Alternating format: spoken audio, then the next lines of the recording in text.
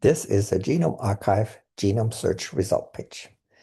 You can see the name of the search based on the keyword that was entered, and you can see some description of the search, when the search was submitted, when it started, when it ended, and if it was successful.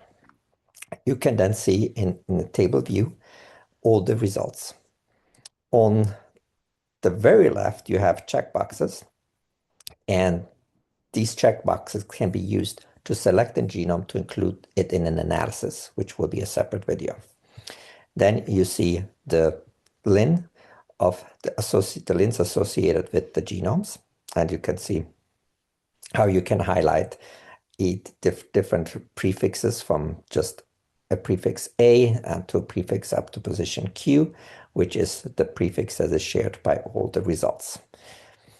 If these genomes had metadata and NCBI, you could also see in the pie chart isolation sources, in the time series, dates of isolation, in the heat map and bubble map locations of isolation, and then in a phylogenetic tree, you can build a simple distance tree of the genomes shown in the result page. But let's go back to the table view. You have here then also the organism name, the strain name, if it's a type strain or not. In this case, D3000 is actually the pathotype strain of pathovar tomato. That's why it has a T. And these are simply two different genomes of the same strain. You can see that the length is very similar, but one has only 3 scaffolds, one for 149 scaffolds. So the one with 3 scaffolds here is the best genome. So you may wonder why these other 3 genomes also were included in the result page. That is because the query was D3000.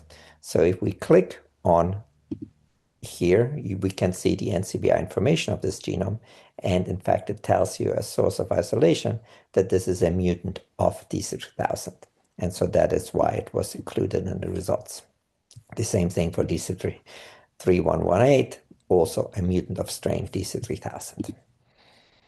All right, and I think with this, we conclude this description.